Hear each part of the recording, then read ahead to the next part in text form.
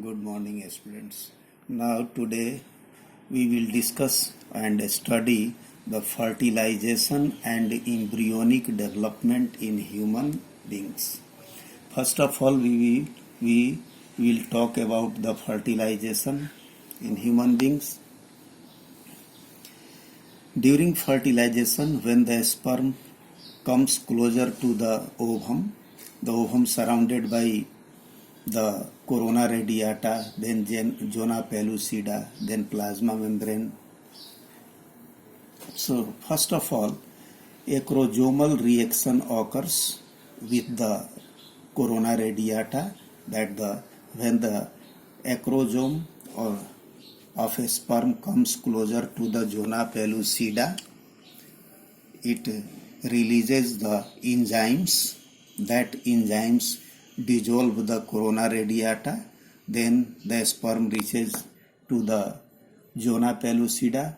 There is also enzymes that dissolve the zona pellucida also, and then a cone of reception develop from the plasma membrane of the ovum, and the plasma membrane of head and plasma membrane of the ovum comes closer, and they dissolve. After that, the contents of the head, neck and middle piece are emptied into or enter into the ovum. After that, now you can see here that this is the sperm head, and now this is the plasma membrane of the ovum. This side is the ovum, this is the plasma membrane, and this is the head. Now the head plasma membrane and the ovum plasma membrane is fused here, and all the contents like the nucleus, this is the nucleus of the sperm.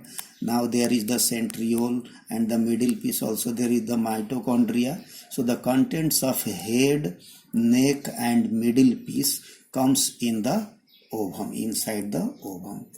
So these are the different structures. Now after that, you can see here, this is the outer membrane, that is the zona pellucida. Then these are the centrioles that came from the sperm, and now this is the male pronucleus and this is the female pronucleus, or we can say that there is the sperm chromosomes and there is the egg chromosomes. Polar bodies may be present. After that, this male pronucleus and female pronucleus are fused together, their nuclear membrane dissolves and chromosomes now mix together. Then after that, the zygote formation occurs, and immediate that the centrioles develop the spindle fibers, and chromosomes, both maternal and paternal chromosomes, now arranged at equator here.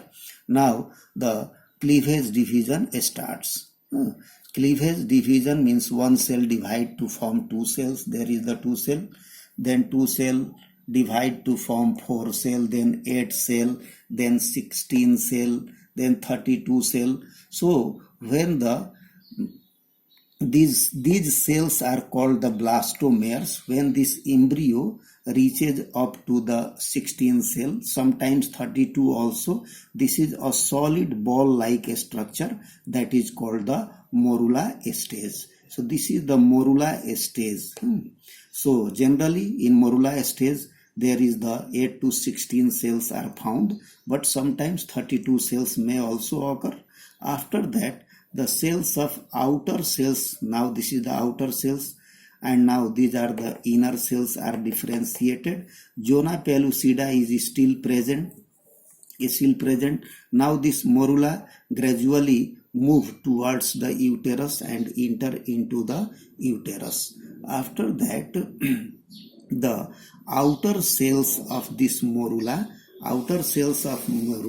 now forms the trophoblast. This is the layer of trophoblast. This outer cells of morula now becomes flattened. Actually in the uterus, these outer cells now gain the nutrients from the uterus, and large and flattened cells are formed, and this layer is called the trophoblast layer. And the trophoblast now secretes the fluid also, that fluid collected. So other cells, inner cells now comes near the one pole. This is the, and these are the inner cell mass.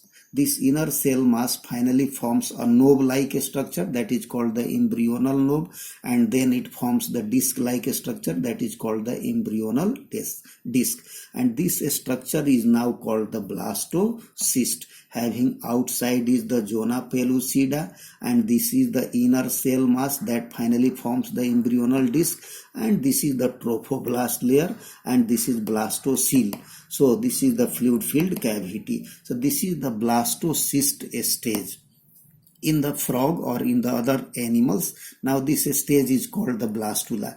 Means first zygote formation occurs, then cleavage division starts. In the cleavage, actually this is the mitotic division, that the one zygote cell, that is the diploid cell, that first forms the 2-celled embryo, then 4-celled embryo, 8-celled embryo, 16-celled, 32. So gradually number of cells increases, and finally this morula reaches in the uterus and changes into the blastocyst stage.